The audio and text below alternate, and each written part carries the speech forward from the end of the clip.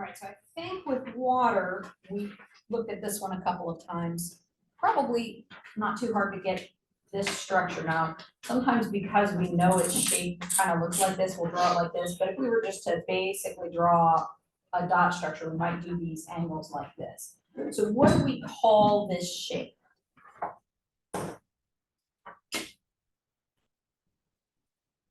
So what's our steric number? How many things are attached to this oxygen altogether? 4. So we're in that class of 4 things. So we have that tetrahedral electronic geometry or class, but because this has 2 lone pairs within the tetrahedral class gives us what molecular shape? The V shape or the bench shape, right? Okay, now, what do we expect that bond angle to be?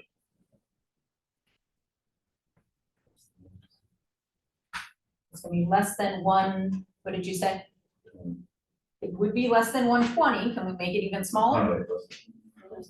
Less than 109, because everything in the tetrahedral, the maximum is about 109, and so that lone pair makes it shrink down to less than 109, okay? Would we expect this to be a polar molecule? Yes. Okay, so rule of thumb, if you have to make a guess, if it has lone pairs, it's probably going to be polar. We did have those 2 exceptions on the bigger molecules. I don't ask about those as often. So that one's polar.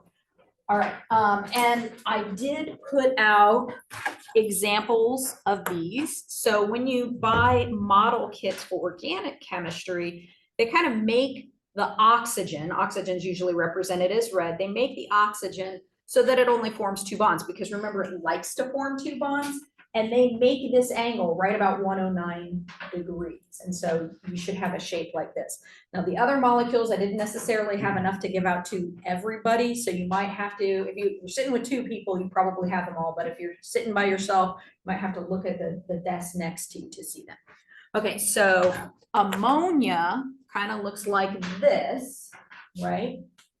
Are we still in that tetrahedral class? Yeah, we still have a steric number of 4. It's just that this time we have 3 atoms and 1 lone pair. Okay, now what about the molecular shape? So for the molecular shape, we pretend we can't see this and we're just looking at the atoms. So from the bottom, what was this shape? Trigonal. But are all of them sitting in the same plane? No, this one's kind of puckered up. So instead of being trigonal planar, it's trigonal pyramidal.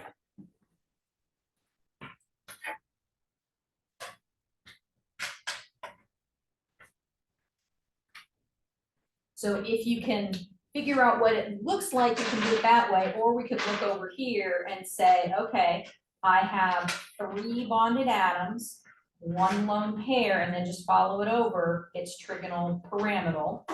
And then I can see the bond angle is again less than 109, and it should be a polar molecule.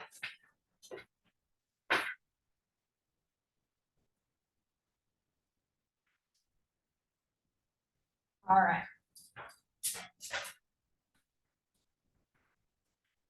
So now we have CO2, and I don't have a model to show you of the CO2. Is this the dot structure everybody came up with? A couple of double bonds? All right. And so the shape ends up kind of looking like this too. So what do we call this shape? Linear. And what's the bond angle? 180. And is it exactly 180 or less than 180? Exactly, because there's no lone pairs on that carbon, okay? So would we expect this to be polar or non-polar? Non-polar. No lone pairs is usually non-polar. Now, if we were to replace this oxygen with a sulfur, if we were to do this molecule, SCO, it would still have the same shape. It would still be linear, but this oxygen is more electronegative. It's right next to the fluorine. So it would draw a lot of electron density towards it. Remember, this is our dipole arrow that shows us the direction the electrons are going. But the sulfur, oops, that's not even on the page, is it? The sulfur and the carbon are pretty close. So sometimes we draw a shorter arrow to indicate there's less of a dipole. So we might draw that little bitty arrow. And the sulfur maybe draws just a little bit of the electron density away, but not nearly as much as the oxygen. So we would say this one is polar, still the same shape. So anytime your outside atoms are different, you're gonna have a polar molecule. Well, not always. You'll see that in lab, but there's a chance it'll be polar. Okay, this one is formaldehyde. This one's a little bit trickier. So we have the carbon in the middle and we have hydrogens. What's going on between the carbon and the oxygen? Double bond. Okay, how many lone pairs on the oxygen? 2 lone pairs. So oxygen likes 2 bonds. Carbon likes 4 bonds, and it doesn't like lone pairs, so it doesn't have any here. Okay, so I kind of draw the molecule looking like this, having things going out at right angles. What is the shape?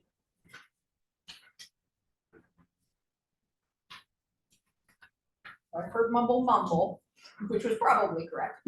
But let's look over here. We have 3 things attached and no lone pairs on that carbon, right? This is what we're looking at. So it's going to be trigonal planar.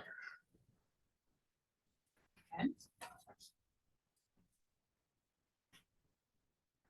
So on Friday, when we do the quiz, I will let you use your sheet here. But I would not let you use it on the exam. I think our exam is next week. I don't remember whether it's Wednesday or Friday, but it's coming up soon. So you have that opportunity on the quiz as you're learning these, but you got to get to the point where you can do it without referring to this sheet, okay? What would we expect of the angle? So the number, what would the number be? 120. That's again from that same row. When I have 3 things spread out, the angle is 120. Now, this is kind of a tricky one. Is it going to be exactly 120, less than 120, more than 120? Well, we have different kinds of bond angles. We have a bond angle here between the hydrogens, and we have a bond angle here between the oxygen and the hydrogen. Okay, so let's look at the one where they're both the same. Opposite that angle is a double bond. Is that really pushy or not so pushy? Does it act like a lone pair? It does. Yeah, so double bonds, there's more electrons in one place, so they're going to repel the other bonds more. And so this bond angle, even though it looks like it's smaller the way I've drawn this one's going to be greater than 120. And this bond angle is going to be less than 120. Okay, so remember that our dot structure isn't really showing us the actual angles because we can't draw it in 3 dimensions. Now, I could have drawn this closer to what it actually looks like, but you will a lot of times see structures that are just written out at 90-degree angles, and you're kind of expected to remember, okay, my angles are probably going to be closer to either 120 or 109. So even though neither of the angles is 120, we like average them out, right? So probably what will happen is that this angle over here is going to be similar to this angle over here. So this one's probably, let's say this one's 116, and then these might be 122. So that the 2 angles at the top are a little bit bigger, and the sum of the difference is the difference on the bottom. A little bit smaller. Now, I would not ask you to predict what the actual angle is, just to know that it's less than 120 for this hydrogen. I might give you a molecule like this and say, which angle is the smallest? And so you want the angle that's opposite the double bond. Okay, so let's talk about dipoles for a moment.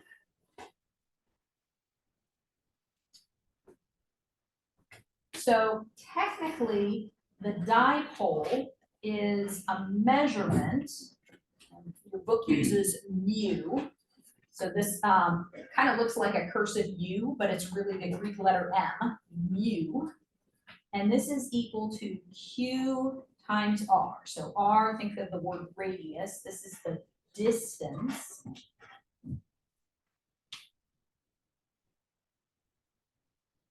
between 2 points. Okay, and those 2 points are where our charges are separated. So generally, if we're thinking of a bond, it's the 2 atoms. Okay, so these are the charges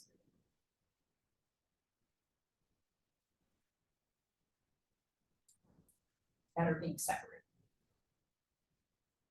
So if we think of something like a carbon-hydrogen bond, okay, so carbon, you don't have to have this memorized, but carbon has an electronegativity, put En here for electronegativity, of 2.5, and hydrogen has one of 2.1. So they're close, but which one likes the electrons more, the carbon or the hydrogen? The carbon does. And so we are going to draw an arrow pointing towards the carbon. So that arrow tells us which direction the electrons are going to go. The R is the distance between these two, and the Q is the amount of this side being partially positive and this side being partially negative. Now, we're never going to calculate this, but in lab, you're going to use computer software that can do those calculations. And so they're going to say the partial charge on this atom is this or that. Okay, so that's what it's referring to. So the arrow points towards, and I got that backwards. Arrow points towards the more electronegative. Carbon is negative, hydrogen is positive. And then for a dipole arrow, we put a little cross on the end that's more positive. So I guess it's kind of hard to see the way that I've drawn it, so I'll make it exaggerated here. Okay, so this is what your dipole arrow looks like. A cross for the positive side, the arrowhead for the negative side. Okay, a very small difference there. But if I am looking at boron and fluorine, remember fluorine is our most electronegative, and boron is kind of in the middle, it's a semi-metal. That's 2 whole units difference of electronegativity. So we might draw that as a longer arrow to indicate that there's a greater charge difference. And the arrow points at the fluorine because it's more electronegative. So sometimes what I'll do is I'll give you 2 atoms and I'll say, which direction is the dipole arrow? Draw the dipole arrow on there to show me which direction the dipole is. Okay, so whichever atom is closest to fluorine is the more electronegative, and the farthest from fluorine is usually the more electropositive. But remember, hydrogen kind of sits in between boron and carbon, so it's not as far away as it kind of looks like.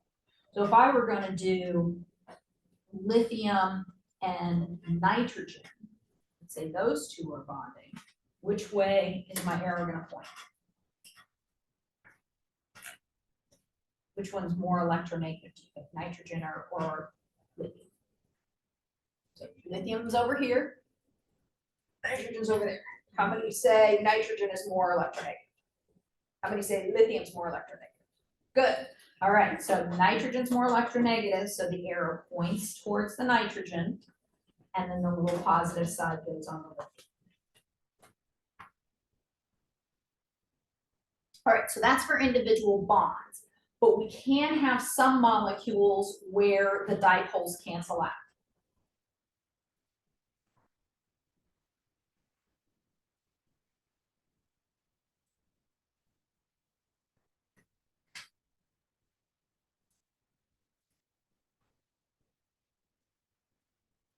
So if I am looking at carbon dioxide,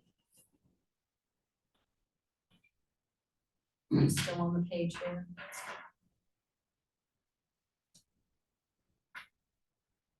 This bond is polar to the right. This bond is polar to the left, but they're equal in size, right? Equal in magnitude. So the 2 dipoles cancel.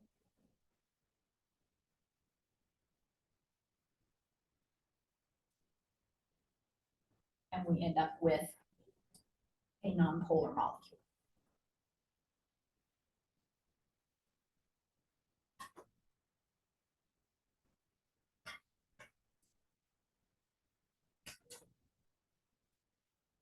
All right, so if we go back to the front of this, every time I have the first item in the class where there are no lone pairs, we have an ideal bond angle, an exact bond angle.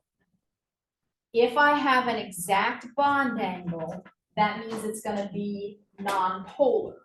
But you do have to watch out for if the outside atoms are different. So we had that case of sulfur and oxygen. In that case, that story changes because of different atoms. Okay, so I have to look for two things. If I have no lone pairs, so ideal bond angles, and all the outside atoms are the same, then it will be nonpolar. Okay, if there are any lone pairs, and I promise I will not give you these bottom two that are tricky. If there are no lone pairs, or if there are any lone pairs, then it should be polar. Okay, if there are different kinds of outside atoms, it's probably going to be polar. All right, what about, well, actually, while we're on this side, I want you to write something to the side, and we'll come back to what it means in a little bit. You are going to, in this first group, which is a steric number of 2, to the side, you're gonna write SP. Second one, you're gonna write SP2. And then the third one, SP3.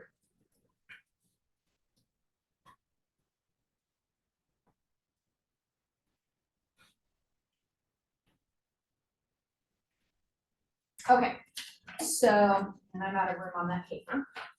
Over to another one.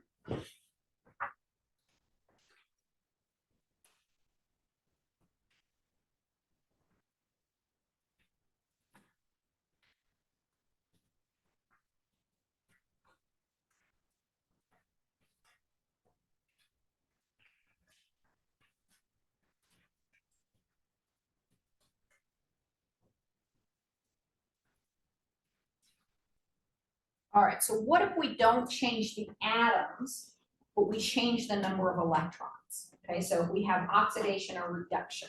So remember, oxidation is when we lose electrons. Reduction is when we gain electrons.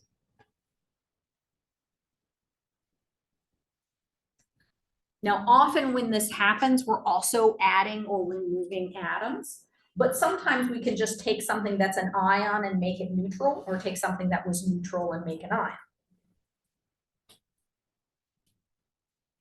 So let's take a look at SO3.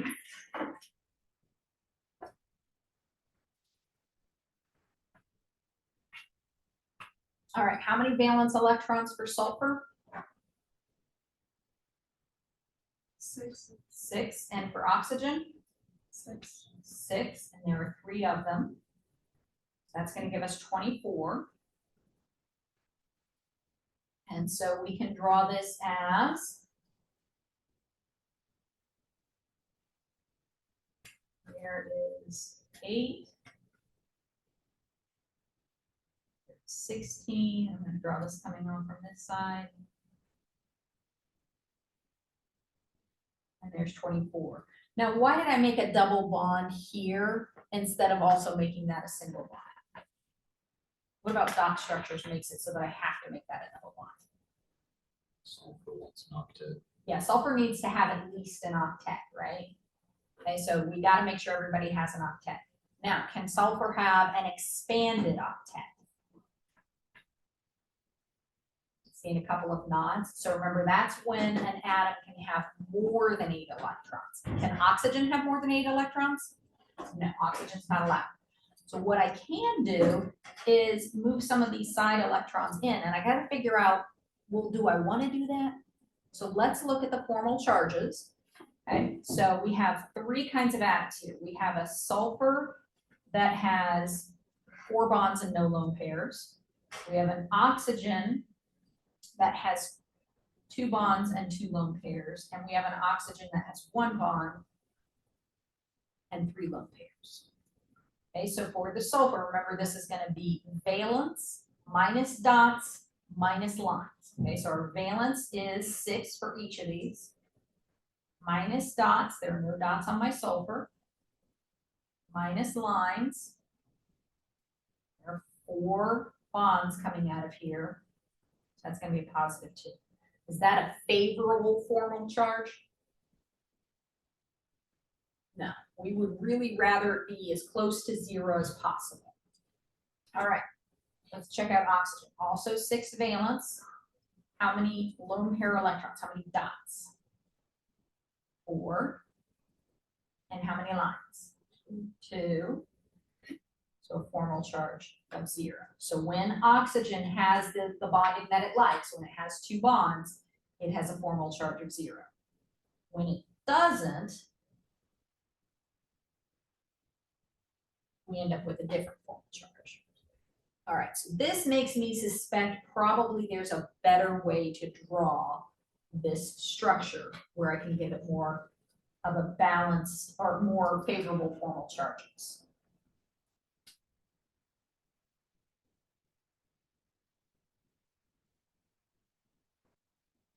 So we know oxygen likes to have 2 bonds. What if I gave all of the oxygens a double bond? Then all of the oxygens would be at 0, right?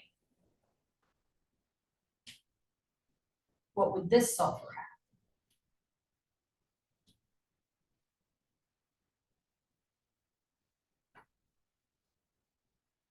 have? How many lines? 6. Formal charge?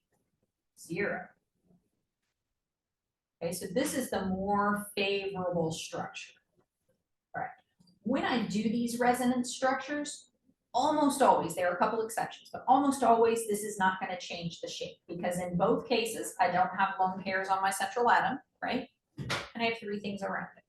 So either way, if I look up on my chart, I have a steric number of 3. So this is going to be what shape?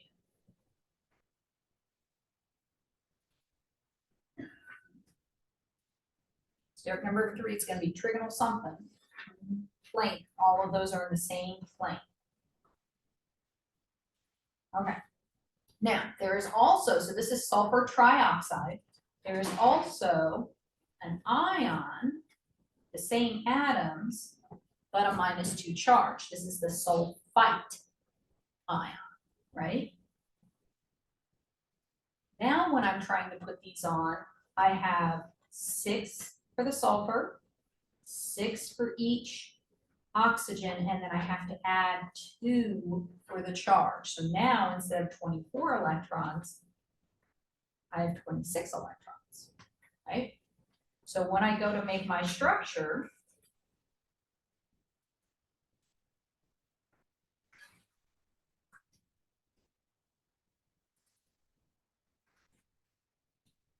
I have to put a lone pair on my sulfur. So I suggest that you try drawing that from scratch rather than just copying it down. Maybe sometime between now and Wednesday, make sure you can come up with the same structure. See if you can figure out whether this would prefer to have only 1 double bond, if it would prefer to have all 3 double bonds, what would be the best scenario. But we've been talking about shape. So we have 3 bonded atoms on the central atom, 1 lone pair. So our steric number is 4. So what class does that put us in? What electronic geometry or shape do we have? Tetrahedral, okay? And then what molecular shape do we have?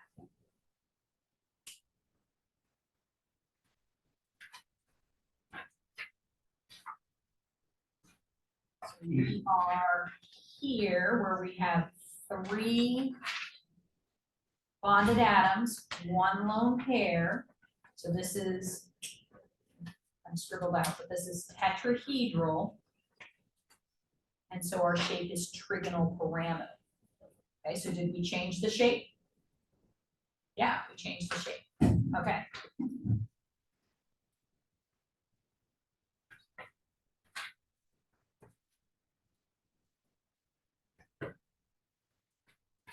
Now, from the shape, we can figure out whether it's likely to be polar. So what do we think? Up here, trigonal planar, is this going to be polar? No, we would expect these to be exactly 120 degrees. Okay, this is a non-polar shape.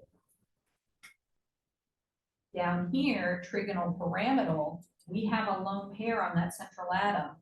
That's almost always a dead giveaway. This is a polar molecule. So not only did reducing the sulfur change the shape, it changed it from being non-polar to being polar. Okay, so those electrons can make every bit as much of a difference as adding or taking away atoms. Okay, that's all of chapter 8. Just going to give a quick introduction to chapter 7. I'm going to give you a quick introduction to chapter 8. We are going to be talking about valence bond theory. So if you haven't done any reading in chapter 8, I highly, highly recommend this. Otherwise, it's going to be really super confusing. It's probably going to be confusing anyway.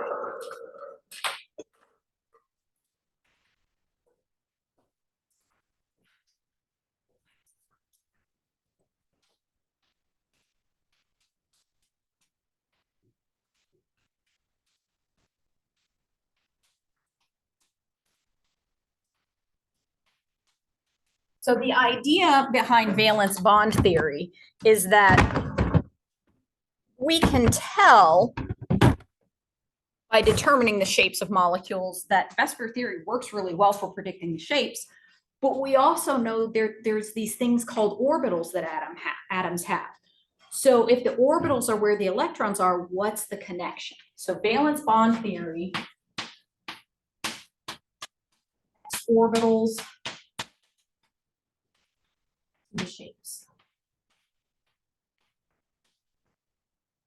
So we have this basic idea that if I have two atoms, I'm going to start with hydrogen, nice and simple.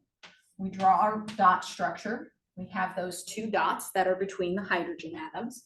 But if we think of those as being atoms that have s orbitals, right? The s orbital is the sphere, that those electrons can be in the overlap area, okay?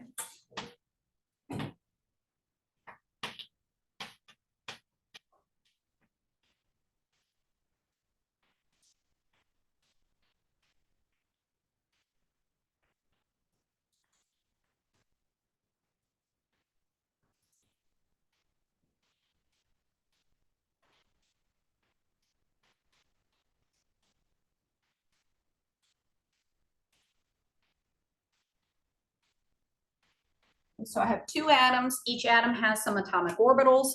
They overlap. The electrons exist in that overlap. Okay. The problem I run into is that p orbitals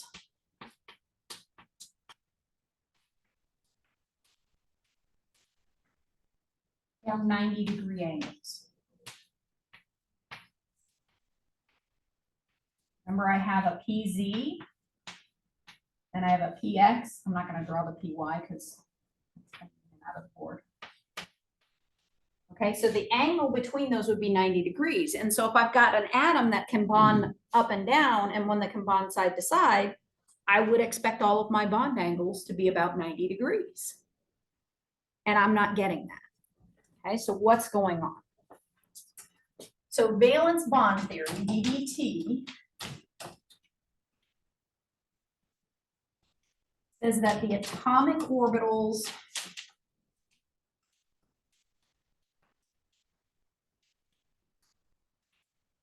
on an atom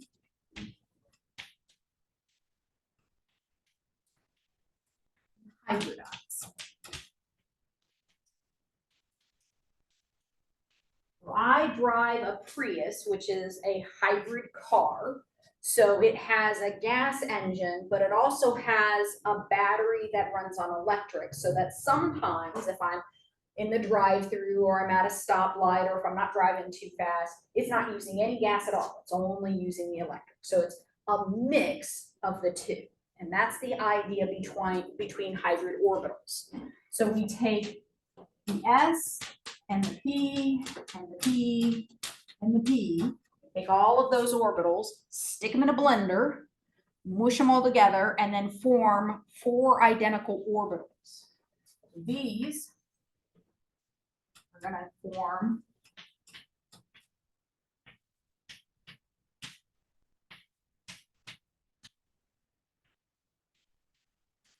four orbitals that are called sp3 orbitals. Okay, so we get new orbitals.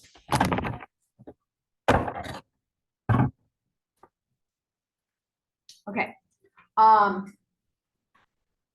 If I start off with, if you remember, the s orbitals are a little bit lower in energy than the p orbitals.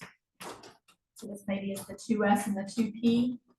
The hybrid orbitals are going to be in between in energy. Now they're made of more p than s, so they're a little bit closer to the p. That's not super important. But instead of being 3 at one energy and 1 at a different energy, these are all, I'm just going to call this sp3, all the same energy. And these orbitals follow the rules of VSEPR, that they get as far away from one another as they can. So these are all at 109.5, whereas the p orbitals were all at 90. Okay, so on Wednesday, we'll take a look at how that affects things like water and ammonia that use these kinds of orbitals.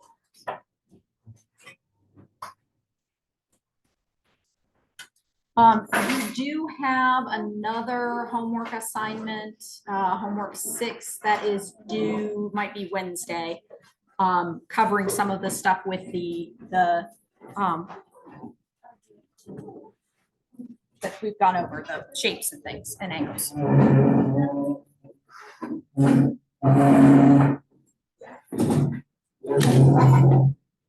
if I emailed you about what? Yep.